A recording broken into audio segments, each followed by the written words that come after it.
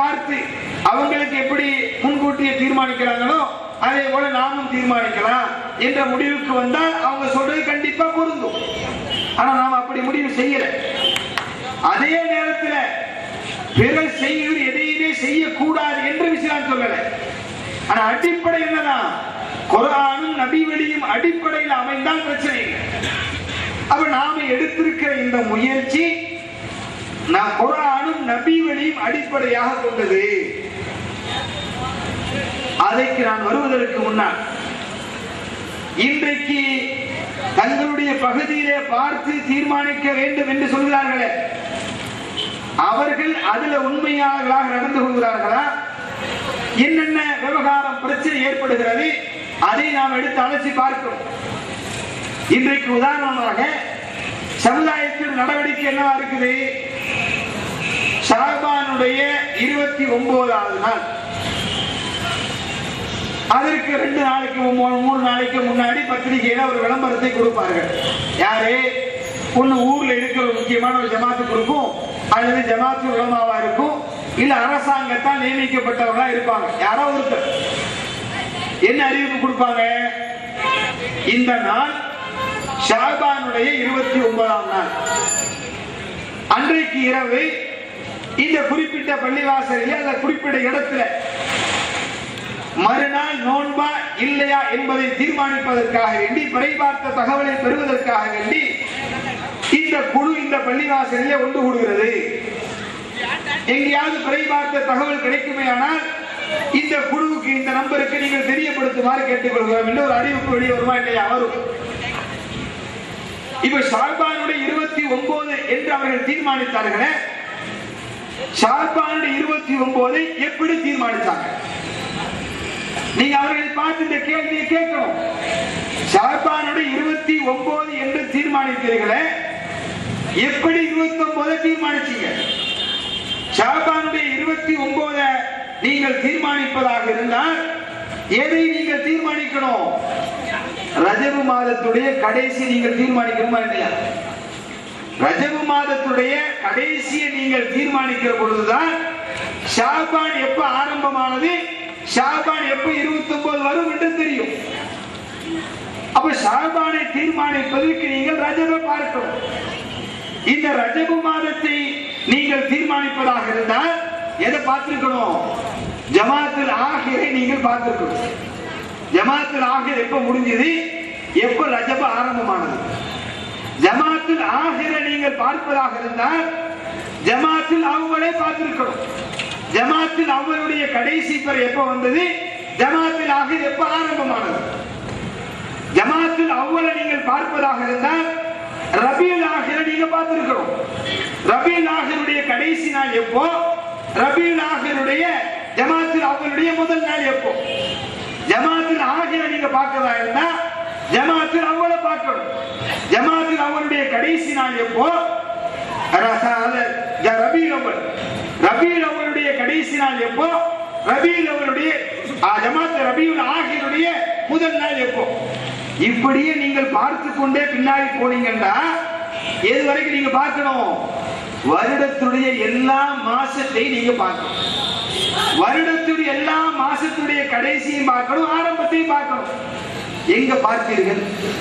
பார்த்த சாட்சி யாரு? எந்த இடத்துல பார்த்தீங்க? எத்தனை மணிக்கு பார்த்தீங்க?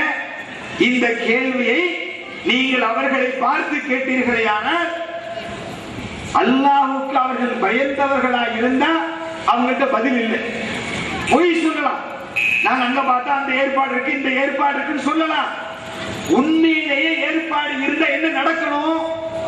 முஸ்லிம்களுக்கு இந்த ரமலான்ல மட்டும்தான் நோன்பு வைக்கிற கடமை இருக்குதா?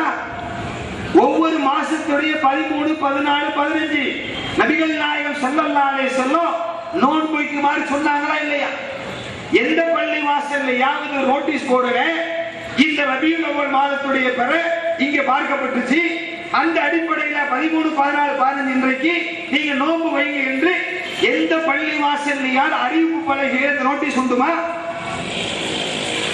யோசிச்சு பாருங்க. அப்ப இவர்கள் மக்களை ஏமாற்றுவதாக நினைத்துக் கொண்டு தங்களை ஏமாற்றிக் கொண்டிருக்கிறாங்க. உண்மை. அப்ப குறிப்பிட்ட ஒரு நாளிலே மட்டும் ஒரு பள்ளிவாசல்ல ஒன்று கூடி பிறையை தீர்மானிப்பதற்கு எங்கிருந்து ஆதாரம் எடுத்தீங்க? சிவகாசி கேலண்டர்ல என்றைக்கு ஷாபான் 29 என்று போடப்பட்டிருக்கிறதோ அன்றைக்கு பிறை கமிட்டி கூடுமா? அது மார்க்கமாப்போ? வருடத்துடைய எல்லா நாளும் பிறை பார்த்தா தான் ஷாபான் 29 நீங்க தீர்மானிக்க முடியும். அதை செய்யறது இல்லையே. அப்ப நியாய உணர்வோடு சிந்திச்சு பாருங்க. அல்லாஹ்வுக்காக வேண்டி நியாய உணர்வோடு பாருங்க. அப்ப அதைத்தான் நாம சொல்றோம். கணக்கென்ன என்ன கணக்கு? வருடத்துடைய எல்லா நாளிலும் பிறையை பார்க்கிற கணக்கு. அதைத்தான் குர்ஆன் போதிக்குது. நபிகள் நாயகம் ஸல்லல்லாஹு அலைஹி வஸல்லம் அவர்களை பார்த்து அந்த மக்கள் அதைத்தான் கேட்டாங்க. யஸ்அலூனக அனில் அஹில்லதி குல் ஹிய மவாகீது லின்னாஸி வல் ஹஜ். குர்ஆன் என்ன சொல்லுது? நபியே, அந்த மக்கள் உங்களை பார்த்து கேட்கிறாங்க. யஸ்அலூனக அனில் அஹில்லா, அஹில்லாக்களை பற்றி அந்த மக்கள் உங்கள்கிட்ட கேட்கிறாங்க. ஏன் இந்த கேள்வியை கேட்டாங்க அந்த மக்கள்? அல்லாஹ் என்ன சொல்லல? ஹிலால் என்று ஒருமையில வார்த்தையை பயன்படுத்தல. அஹில்லா என்ற பண்பை பிறைகளை பற்றி அந்த மக்கள் கேட்கிறாங்க. ஏன் கேட்டாங்க? வானத்தை பார்த்தாங்க. வானத்தை பார்த்தால் சந்திரனுக்கு ஒரு நாளைக்கு ஒரு வடிவம் இருக்கிறது. சூரியனை போல நிரந்தரமா ஒரே வடிவம் இல்லை சந்திரனுக்கு. சூரியனை காலையில பார்த்தாலும் மத்தியானம் பார்த்தாலும் இரவு சாயங்காலம் பார்த்தாலும் என்னதான் இருக்கும்? ஒரே வட்ட வடிவமாகத்தான் சூரியன் காட்சி அளிக்கும். சந்திரனை பொறுத்தவரையில ஒரு நாளைக்கு ஒரு வடிவமாக காட்சி அளிக்கும். இன்னைக்கு பார்க்கிற வடிவம் நாளைக்கு இல்ல, நாளைக்கு பார்க்கிற வடிவம் மறுநாள் இல்ல, ஒவ்வொரு நாளும் ஒவ்வொரு வடிவம். அப்ப இதை பார்த்து அந்த மக்கள் கேட்கிறாங்க. நபியே, அந்த மக்கள் கேட்கிறாங்க பிறைகளை பற்றி. குல், நீங்கள் சொல்லுங்கள், மவாகீது லின்னாஸ், அது மனிதர்களுக்கு காலம் காட்டும் என்று அந்த மக்களுக்கு நீங்கள் பதில் சொல்லுங்கள். ஒரு ஹஜ், அந்த ஹஜ்ஜையும் அறிவிக்கும் என்று சொல்லுங்க. அப்ப அல்லாஹ் அங்க ஒரு குறிப்பிட்ட ஷாபான் 29 அங்க சொல்லல. குறிப்பிட்ட ஒரு நாளை அல்லாஹ் சொல்லல. வருடத்துடைய எல்லா நாளிலையும் மாறி மாறி வருகிற அந்த மனுஷர்களை பார்த்து கேட்ட கேள்விக்கு அல்லாஹ் சொல்றான், அது அவருடைய தேதிகளை அறிவிக்கும். வேற என்னது? ஒவ்வொரு வடிவம் என்னது? அது அவர்களுடைய தேதி அறிவிக்கும். அப்ப அதைத்தான் நாம சொல்லுகிறோம். வருடத்துடைய ஒரு நாள் மட்டும் பார்க்காதீங்க, எல்லா நாளும் உங்களுக்கு அது தேதி காட்டுது. எல்லா நாளும் உங்களுடைய தேதியோட அதை ஒப்பிட்டு பாருங்க. இப்படித்தான் நாம சொல்லுகிறோம். இது தவறா? குறிப்பிட்ட ஒரு நாளிலே மட்டும் நாங்கள் பார்ப்போம், மற்ற விஷயத்தை பார்க்க மாட்டோம் என்று சொல்வது சரியா? அல்ல குர்ஆனுடைய அடிப்படையில் எல்லா நாளும் நீங்கள் பிறைவாருங்கள், அதன் அடிப்படை உள்ள தேதிகளை நீங்க சரியா வச்சுக்கிறீங்க, அதைத்தான் அல்லாஹ் உங்களுக்கு தேதியாக கொடுத்திருக்கிறார், இப்படி சொல்வது தவறா? இதை மாற்று சமூகத்தை பின்பற்றுவதாக ஆகுமா? சிந்திச்சு பார்க்கணும். அதே மாதிரி இந்த சமுதாயத்தை பொறுத்து அடுத்து என்ன குழப்பம்? யார இருந்தாலும் சரி, இந்த சமுதாயத்தில் யாராக இருந்தாலும் சரி, இந்த பிறையை பற்றி பேசக்கூடிய மக்கள், அது சட்டமன்ற பகுதியா இருந்தாலும் சர்வதேச பிறையா இருந்தாலும் சரிதான், அவர்கள் எல்லாம் தங்களுடைய ஆதாரங்கள் எங்கிருந்து ஆரம்பிப்பாங்க? அவரை கேட்டுப்பாரு. பிறையை பற்றி கேட்டாலே எதைத்தான் தூக்கி பிடிப்பார்கள்? சூமூல் ருயத்திஹி வாஃப்திரூல் ருயத்திஹி, அதை பார்த்து வைங்க, அதை பார்த்து விடுங்க என்று அல்லாஹ்வுடைய தூதர் சொன்னாங்க, அதனால பார்க்கணும். இந்த ஒரு செய்தி மட்டும்தான் இந்த பிறையை பற்றி இருக்கிறதா? பிறையை பற்றி திருமறை குர்ஆன் இல்லையா? இப்ப நான் சொன்ன வசனங்கள் இல்லையா? எத்துணை வசனங்கள் பிறையை பற்றி பேசுது. அதனுடைய ஓட்டத்தை பற்றி பேசுகிற குர்ஆனுடைய வசனங்கள் எத்தனை? நபிகள் நாயகம் ஸல்லல்லாஹு அலைஹி வஸல்லம் பிறையை பற்றி சொன்ன செய்திகள் என்னென்ன செய்திகள்? எல்லாத்தையும் தொகுத்தல்லவா ஒரு முடிவு போறணும். ஒரு குறிப்பிட்ட விஷயத்தை மட்டும் எடுத்துக்கொண்டு அதில் இருக்கிற குறிப்பிட்ட வார்த்தைகளை மட்டும் பிடித்துக் கொண்டு நீங்கள் இந்த முடிவுக்கு வந்தால் சரியான முடிவுக்கு வரவே முடியாது. குறிப்பிட்ட ஒரு வார்த்தைகளை மட்டுமே நீங்கள் என்ன சொல்ல வர்றீங்க? இப்படி கணக்கென்று பேசக்கூடியவர்கள் ரசூலுடைய சுன்னத்தை மறுக்கிறாங்க, ஹதீஸ்களை புறக்கணிக்கிறார்கள், ஹதீஸுடைய வாசகத்தை புறக்கணிக்கிறாங்க. நபிகள் நாயகம் ஸல்லல்லாஹு அலைஹி வஸல்லம் அவர்கள் சூமூல் ருய்யத் என்று சொன்னாங்க, அதை பார்த்து வையுங்கள் என்று சொன்னாங்க. இவர்கள் அதை மறுக்கிறார்கள். இஸ்லாத்துடைய அடிப்படை நீங்கள் விளங்கியவர்கள் தானே. இப்படி பேசக்கூடிய நீங்கள் இஸ்லாத்துடைய அடிப்படை விளங்கியவர்கள். சந்தர்ப்பத்தில் ஒரு சட்டத்தை எடுப்பதாக இருந்தால் அதற்கு 2 அடிப்படைகள் இருக்கிறதா இல்லையா? ஒரு சட்டம் நபிகள் நாயகம் ஸல்லல்லாஹு அலைஹி வஸல்லம் அவர்கள் சொன்ன அந்த வார்த்தைகளை சொன்ன அடிப்படையில அப்படியே பின்பற்றி நடக்கும். கியாமத் நாள் வரைக்கும் அதுல எந்த மாற்றமும் இல்லை.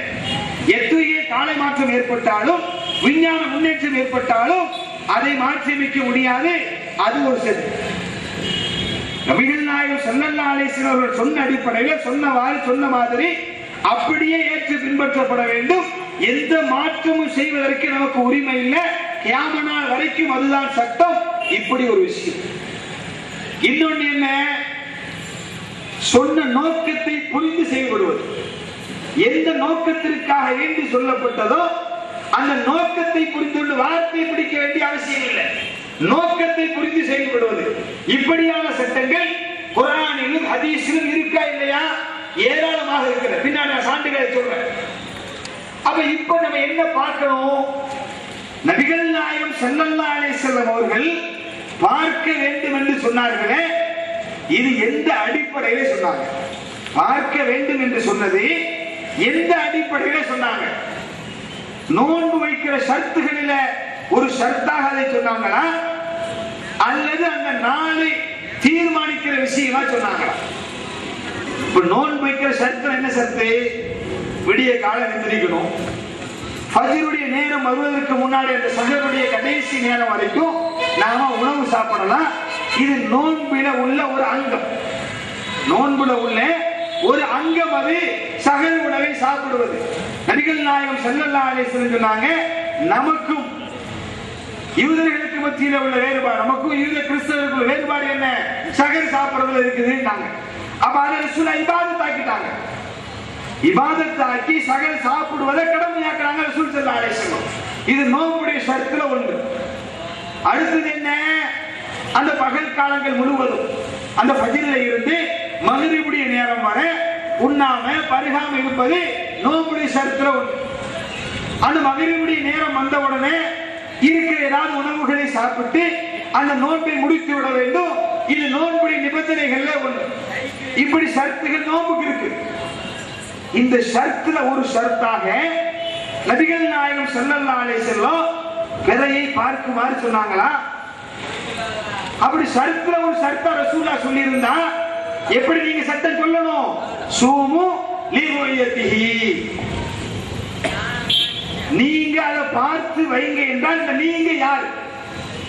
சஹாபாக்களுக்கு மட்டுமா, அல்லது சமுதாயத்தில் இருக்கிற அஜிரத்துமார்களுக்கு மட்டுமா, அல்ல சமுதாயத்தால் நியமிக்கப்படுகிற அந்த ஹிலால் கமிட்டிக்கு மட்டுமா, அல்ல குறிப்பிட்ட நபர்களுக்கா? இது எல்லாத்துக்கும்.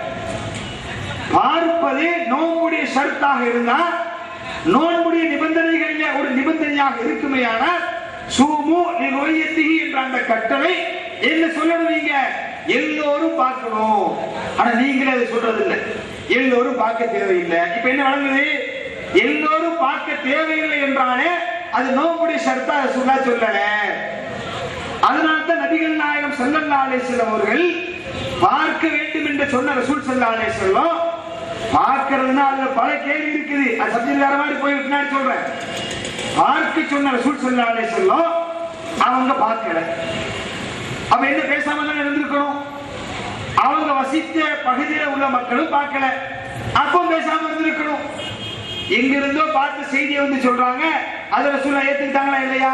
அப்ப எந்த அடிப்படையில எல்லோரும் பார்க்க வேண்டும் என்பது என்ன இல்ல? நோன்புடைய சட்டங்களில ஒன்றாக இல்ல. நபிகள் நாயகம் ஸல்லல்லாஹு அலைஹி வஸல்லம் பார்க்க சொன்னது எதுக்கு?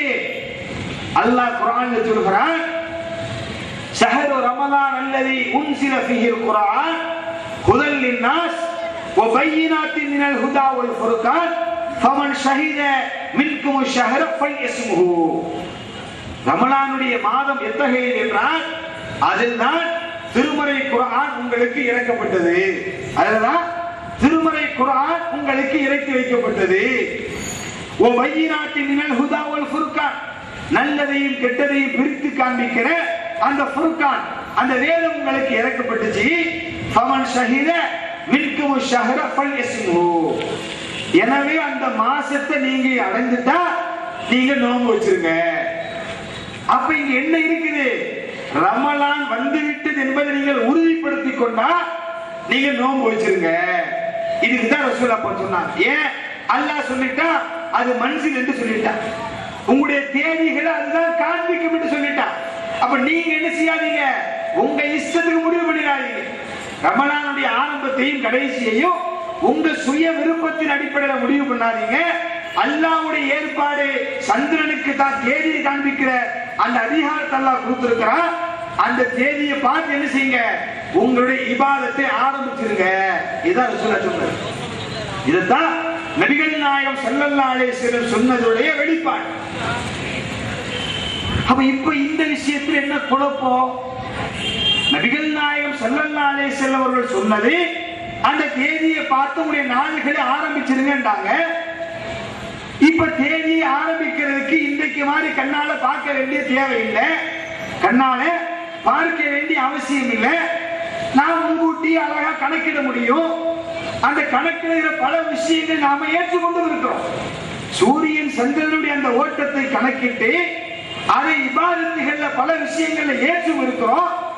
ஆனால் இதுல மட்டும் நாங்கள் ஏற்றுக்கொள்ள மாட்டோம். இது சொன்ன என்ன அர்த்தம்?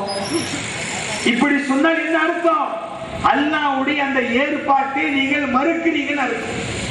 அல்லாஹ் உங்களுக்கு தந்திருக்கிற அந்த ஏற்பாட்டை நீங்கள் மறுக்கிறீங்கன்னு அர்த்தம். அது மறுக்கிறது மட்டும் இல்ல, ஒரு விஷயத்தில் ஏற்றுக்கொண்டு இன்னொன்னு நீங்க ஏற்றுக்கொள்ளன்னு அர்த்தம். எது ஏற்றிருக்கிறீங்க?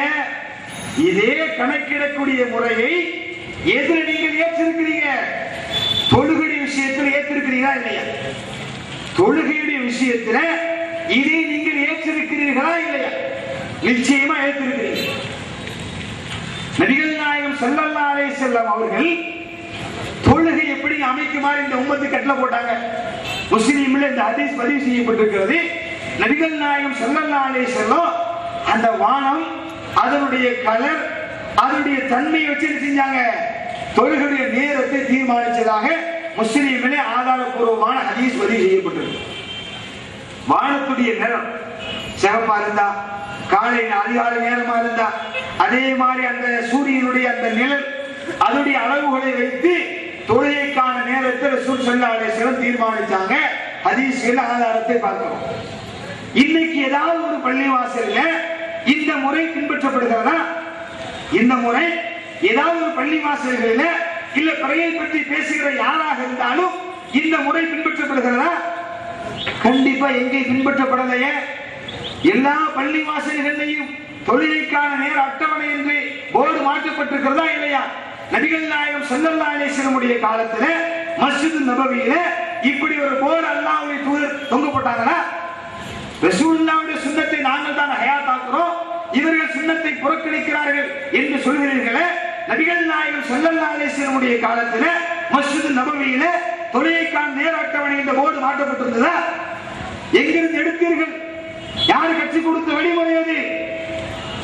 அவர் ரசூல் ஸல்லல்லாஹு அலைஹி வஸல்லம் பார்த்தது அந்த சூரியனுடைய ஓட்டத்தை கணக்கிட்டு அந்த நேரத்தை பார்த்து ரசூல் அந்த இபாதத்தை தீர்மானிச்சாங்க. அதை முன்கூட்டியே நீங்க வருஷம் முழுக்க கால் கடிச்சு வெளியிடுறீங்க.